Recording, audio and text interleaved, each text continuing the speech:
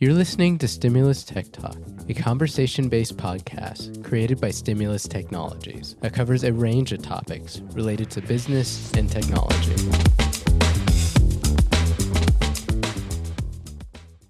Welcome to Stimulus Tech Talk. I'm Sherry Lip, the marketing manager at Stimulus Technologies, and I'm here with Nathan Whitaker, CEO of Stimulus Technologies. And today we are going to be talking about cybersecurity for the non-technical person, because sometimes we get a little technical on here. And so if you're not into technology but you're interested in protecting your business, this is the episode for you. Welcome, Nathan. Thanks, Sherry. We're probably both of the age that Ghostbusters, the original Ghostbusters movie, was pretty popular when we were kids. I certainly Yes. enjoyed that. Do you remember that scene where Peter Venkman had his two test subjects in his psychology lab, and Yes. they were guessing the cards, and he was shocking the participants incorrectly? I think what Yes. you need is a button to shock me every time I use an acronym in this. Say, stop using acronyms. Because we often Sometimes, we we get used to talk too those. much. Yeah, I was having a conversation on another podcast the other day, and that was the discussion we were having. Is often we talk too technical, and it makes sense to me, it makes sense to you if you're in the industry, but it's really hard to get all the acronyms right Yes. if you're not in the industry. Yeah. And then Um, you have to kind of do some searching if you don't know what one is. yeah, yeah. So Usually we try. shock me virtually Okay. if I'm using something that doesn't make any sense. Okay. Just don't be like Bankman and just shock me because you don't like me. So Yeah. Well, he likes the other subject. yes, yes. She didn't get shocked. No. So the question is, can we speak in less technical terms to make it easy for the average person to understand? Because sometimes it just becomes second nature for you that all Yeah, that these was one of the terms. premises, writing the book, the CEO's Digital Survival Guide, was to give some definitions and some context around these sometimes very complicated terms that we throw around in our industry that make a lot of sense to us, that don't make a lot of sense to, the general public.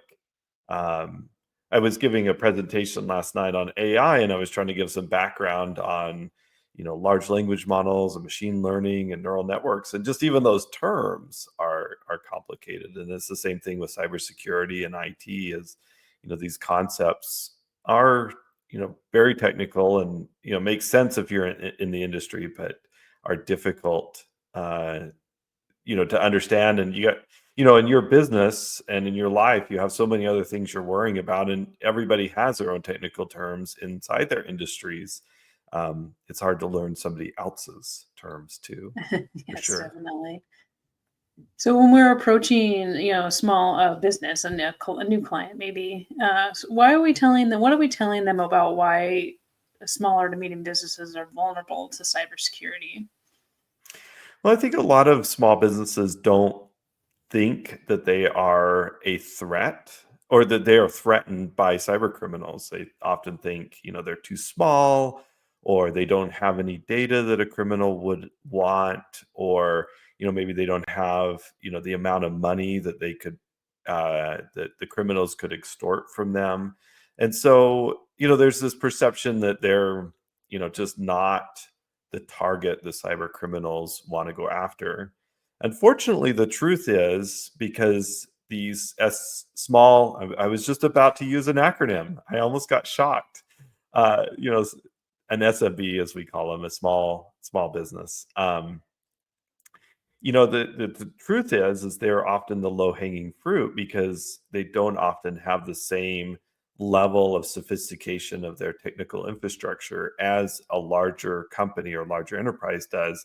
And so, even though the target is smaller, the reward is easier to get to for the criminals, and they can just target many more of those and win more often. So is it better for a cyber criminal to target 10,000 small businesses and win 10% of them?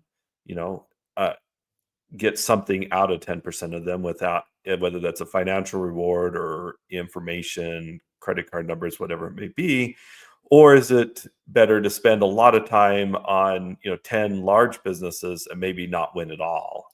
They have so many protections in place that they can't get information or financial data or whatever it may be that they're after out of that large enterprise. And I think that hackers, especially these smaller hackers that are, we call in our industry script kiddies. They're often people that aren't, the hackers aren't very sophisticated themselves, but they have gone into the dark web, where these cyber criminals live on the internet.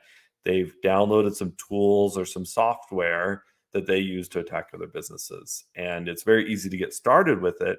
But without a lot of sophistication, they're not going to ever get into a large company and attack that large enterprise, but they certainly can win against a small business. So that's why, this is where we have to educate our clients on, look, everybody is vulnerable. Even the individual is vulnerable to these cyber attacks. If somebody, is still they're putting these things in place because we all know we need cybersecurity protection. But if they don't really understand it, how do they feel confident they're protected?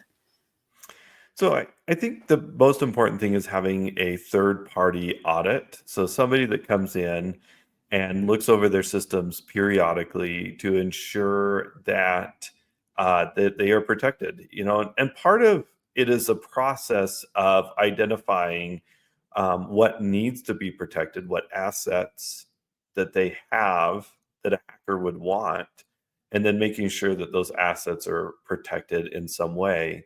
And again, I think it's complicated enough that a small business owner needs to have somebody else ensure that that is being done properly. Um, it's just like maintaining your car. We talked about this in, I think, the last podcast or the one before. Is I know enough about a car to change the oil and to do some basic maintenance on that, but I generally don't do it myself. I go to a professional, an auto dealer or a repair shop to have that done because I know that they're going to do a better job at it than I am. And it's similar with our computer systems, is having somebody that's an expert take a look at this periodically and then ask the right questions to figure out what really does need to be protected in the environment. Because again, small businesses say, well, I don't really have anything that needs protection. And then as you go through and ask some questions, do you have any financial resources? Do you store any credit card numbers? Do you have any client data that you'd want to protect? Do you have any employee data you want to protect? Then the answer is generally yes to all of those. Then the question is how do we protect that data properly? And it might not be as complex as that a company like Microsoft or Target or Walmart would need to put in place, but certainly there are some steps that even individuals and really small businesses need to put in place to ensure that their data and their money is protected. What are some of the basics you think a business owner should learn about cybersecurity? So if there's one acronym that I think most people should know and need to know is 2FA or two-factor authentication or multi-factor authentication. We use kind of those both interchangeably. Every study has shown that having two ways to authenticate into your accounts is really important, especially with confidential or financial data. Should be protected by two pieces of information. So the first one is your username and password. So we consider that as one unique account information. And then the other one is generally a one-time code that you enter to access that account. And it can also be a biometric code, which would be like a fingerprint or a retinal scan or something that is very unique to you, but it should be a unique piece of information that only you have, whether it's one-time code from an application on your phone or a key fob, or potentially your biometric data, and that should be around any confidential data or proprietary data or financial data that you have inside your organization should be protected by that multi-factor authentication. So that would be the most important thing that everybody should do. Whether that's your personal bank accounts, your investment accounts, your logins to your credit card company, and from a business standpoint, definitely your login to your bank accounts, to your accounting systems.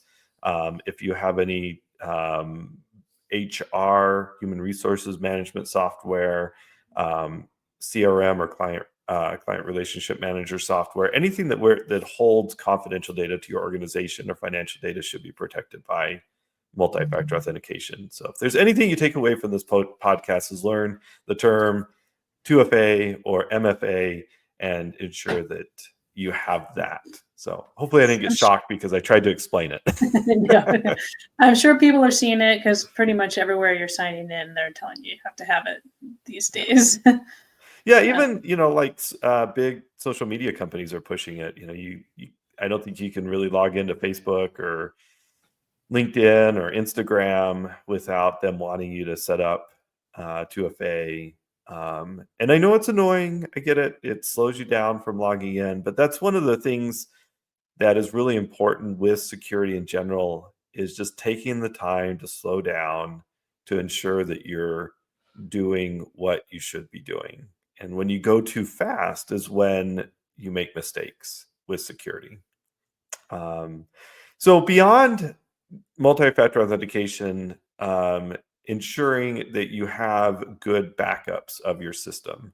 So redundancy of data is really critical. And as companies, especially, have moved away from storing data on their servers or their individual workstations to storing it in the cloud environments like Microsoft 365 with OneDrive and OneDrive for Business, or if you're using something like Google Drive or Dropbox or Box or ShareFile or some other type of cloud-based storage for your data, it is also critical that you have backups of that data. We've seen instances, and this happened more early on, but instances of, for example, in Dropbox, it's replicating that data across every computer. And if one computer gets hacked with a ransomware or some type of encryption type attack, it will encrypt that data and across all the devices. And unless you have a good backup, you have a potentiality of losing all your data, even if it's stored in the cloud. So that would be probably my second key thing that I would put in place, is ensuring that there's good backups, then a way to recover your data in the event of some type of attack. So if there's nothing else that you gather from this, is those two things should be your first step, both personally and in your business. Yeah, definitely can't lose data. And what do you think business owners should learn about AI's role in cybersecurity attacks? Wow. So it's definitely an evolving realm, right? AI is becoming a tool used not just by us to write content, or, Sherry and I were just talking about before this podcast about, using AI to generate better SEO for our, content that we're putting out. But hackers are using AI too. And what they're doing with AI, as we've talked about on this podcast, we've gone into it in depth, but they're using AI to gather information about people that they want to attack. And so historically, in the past, a hacker has had to manually go to social media sites or your website or LinkedIn to gather information about you and traits about you, and so that they can attack you individually. Now they could use AI to immediately go out and gather that information, put it together, and just like we use, AI to produce SEO content, they can use AI to generate emails, uh, deep fake videos. So, they can impersonate not just you, but it can impersonate maybe somebody worked with, both their voice and image. And so these AI tools are definitely becoming much more sophisticated on things like phishing. So phishing is, well, it's probably more like spear phishing when they're actually targeting somebody specifically. So when we say spear phishing, it's an attack against an individual um, using emails or phone calls or text messages to get you to do something you wouldn't necessarily do. And with AI, they can be much better at it because they can impersonate maybe people you've worked with in the past and also sound like maybe somebody that you've worked with in the past and write emails and content exactly how other people would. And so you'd be more likely to respond to that email or respond to that text message or respond to that phone call more than you would have in the past. So AI is definitely becoming a big issue for cybersecurity professionals because it's a lot more real and very accurate content that these hackers are using to attack. And going back to, something to do in the office, we all know employees, we've talked about it a lot on this podcast. Employees can usually be the biggest risk factor when they're dealing with a lot of email or phone calls and stuff like that. So what is the number one thing you think business owners can do to help employees avoid those kind of attacks? So two things: training your employees to recognize those type of attacks, and we recommend doing at least an annual assessment for all your employees. They have to take to recognize and learn about what attacks are happening today, and how they can, as employees of the company, prevent those from happening. And then on top of that, doing what we call simulated phishing. So you would send emails out to your employees that if they click on a link or do something with that email, then it notifies you and your security team that that they are more susceptible to falling victim to a real cyber attack. And so those two things, training your employees and then testing your employees periodically are the what we're finding the most important ways to get your employees to be cyber aware and develop that culture of being having good cyber hygiene and protecting your business and your business assets. Because in the end, it's generally the employee or even the owner of the company that clicks on that bad link or goes to that bad website and causes a catastrophic problem for the business. So it generally takes human interaction for these hacker attacks to work on a business. And so training your team to prevent that and be part of that is really important. And are there things you can set in your email, whatever you're using, to also try to help protect, or is it all in our eyes? Yeah, no, it's definitely having advanced email security is really important. So that would be probably the fourth step along the road here. So we talked about setting up multi-factor authentication, talking about backups, talking about employee training, and then the next one would be ensuring that you have very good email security that's AI-backed email security, so that it's using AI as a prevention technology and it can better detect AI style attacks that are launched by the hackers. And so having an advanced email security system is really important. So if you're using, just the default security that you get from Microsoft or from Google or whatever email system you have, it's just not good enough. It won't stop those attacks from coming in. And I'll just give you a quick example. Our team, we use a few tools inside our company for different email protections, and recently have uh, upgraded the tool or turned on a new feature that they came out with. That for me personally has been great. It significantly cut down on the amount of spam messages I've been getting in my mailbox by like 90%. So very happy that our team is always looking at new solutions to improve the experience for us internally. We tested it out internally. I probably get one of the most spam in my box out of anybody because I've had this same mailbox for 30 years, almost 30 years, and taking that out to our clients to improve their experience with email much better by cutting down on the clutter that's in their mailbox and preventing those type of attacks from coming in. What do you think are the biggest cybersecurity scams that are happening for businesses right now? So if you look at the FBI data, and they publish data every year, so I'm looking forward to the 2024 data to come out in a couple of months when they publish it. The last year, the number one was financial fraud, and that's all aspects of financial fraud. And by far, the dollar amount that was the largest portion of it.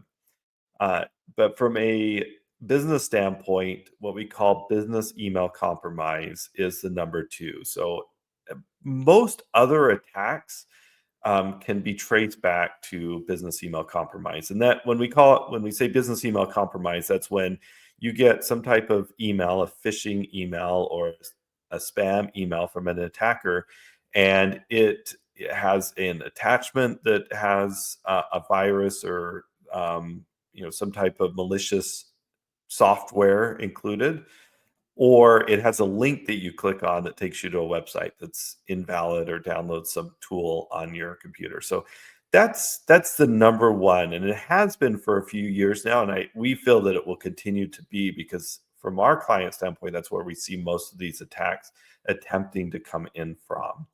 The other thing that we see on the rise is text messaging attacks. So, getting fraudulent text messages. And those are usually personal, attacks that are coming after individuals. But we also see another attack on the increase in businesses are these fake tech support calls. So you get a call as a small business owner. This is, something along the lines of, this is John from Intuit. We've noticed that you're still running on an outdated version of QuickBooks, and we'd like to help you get that upgraded. Can we work through that? And it's a free, piece of software that we can get on your computer to make sure you're running the latest payroll data and all that for your QuickBooks. And it sounds very legitimate, and they might fake that phone number to be coming from Intuit. And they know that most small businesses are running QuickBooks or QuickBooks Online or some version of that. And so a business owner or an accounting person would probably say, yeah, I'm happy to have the help. I didn't know that I needed the new payroll data. And then they log into your computer, install some software, and now they have access to your computer and are doing bad things. So that's the other one that we're seeing on the rise, and it's in the top five a type of attacks that the FBI is putting out there. So those three things: business email compromise, text messaging fraud, and then the fake support or tech support fraud are the top ones currently. With AI, are we able to look for some of the same telltale signs, especially when it comes to email? We used to, there was weird words and misspellings. What do you see? Do you see it still looking weird or you see it looking better? It's weird in a different way. I mean, it's sometimes very easy to catch what looks like AI generated content. It's almost too perfect, or, it has the same, we were just talking about it, maybe using too many bullet points, or, it wouldn't be natural to put bullets in an email, or it bolds words like Mhm. unnaturally. And so there are telltale things, and there's often like too many words. It's almost too descriptive. And so if the email looks too perfect, or there's, like too many bullet points, or it's too wordy for that individual to send, it probably is AI generated. So it's weird in a different way. It's now too perfect of an email. And so uh, AI cat AI detection systems aren't perfect about catching, AI generated content, but it is using AI to detect AI is the best way to do it. But also, us as humans, I think we can look at the what natural language is and decide, well, that was too professional or too good. and it doesn't feel natural. And so Mhm. I think we're easier to detect that. I happened to me the other day. I was in an online forum for one of the business categories that we have, and somebody had a post in there that was really lengthy and very detailed. And in the first sentence, I knew that this was AI generated. Like, this is wrong, and I Right. scrolled through it really quick, and then I looked at the comments, and people posted, it's like, "Oh, thanks, ChatGPT, for generating this for you." And that Yeah. was like everybody could tell right off the bat. Mhm. So I think it's as we're seeing that, us as users can detect that too if you're good. But unfortunately, if a hacker is training their AI well, they could really make it very human, and they could ask AI to incorporate errors and more human Mhm. mistakes in there, to to put those errors back in, but maybe not as consistent as the previous hackers would. Yeah, AI loves emojis. And- Like, I don't know what it is, but like I think it's the starship emoji on like social yeah, the media little posts. rocket ship. Yeah, the rocket ship is very common. Bullet points, bold letters. Yeah, It likes yeah. to be succinct. Yeah, The number of emojis I see on social media now is I increased know. dramatically. Yeah. So when it comes to password, we have a lot of information on passwords. But quickly, kind of what are some of the most important things that people, business owners, should know about passwords? So passwords are important today. They are a piece of security for your accounts. So we still give the same recommendations for passwords that we did in the past with a slight variation. So our recommendation is as long as possible. Um, but what we've added in here is saying that we should use passphrases rather than just complex passwords. So use things that are easily remembered, but are long in length. So, maybe using a combination of words that you would recognize interspersed with some, numbers and characters, and then, make it as long as possible. So, it's really hard to crack a 25 character password that may incorporate some English words in it, than a 12 character password that has just numbers and letters in it. Um, and then the other thing is using password managers so that you can have a unique password on every site. So having one really good password and two-factor authentication to log into your password manager, and then use that to generate those complex passwords and rotate those around for your banking website or your other websites. So, I think we have some podcasts and webinars just about password managers, and we highly recommend using password managers both in your personal life and um, it professionally across your enterprise. One note on that is don't use your web browser as your password manager. So Chrome and Safari and Edge, they all want to remember your passwords, but don't let them use a password manager like 1Password or LastPass or Bitwarden, something like that. And it's much more secure than using your web browser as a password manager. And you can set up a password manager for a company, correct? Yeah, so there's enterprise-based password managers, and we are working on deploying that to our clients. And so we've been testing out different password managers and incorporating those into our service offering in the future, so that we can help businesses get those. But as far as a business goes, too, you can get that right now. There are a few companies that offer those for all your users so they can stay safe. And so what's your biggest takeaway for the, business owner overwhelmed by technology and cybersecurity? So the biggest takeaway is having a trusted guide to help you through it. So congratulations on lasting this long through the podcast. We're guiding you through a couple of different complex topics. And you don't have to go it alone. There's a lot of people that can help you with this, because it is a lot to do. inside your organization. I think for individually in large organization or individually in very small organizations, you can do it yourself with a few tools that we've talked about today on the podcast. As you grow past, call it 3 to 5 people inside your company, I think having a third party help you with it, at least audit and look at what you're doing to ensure that you're doing the right things. So, an annual or semi annual audit of your systems. And then, once you get a little bit more complex, having a guide or and a company to help you with all of this because there's a lot more complexity that you need to implement.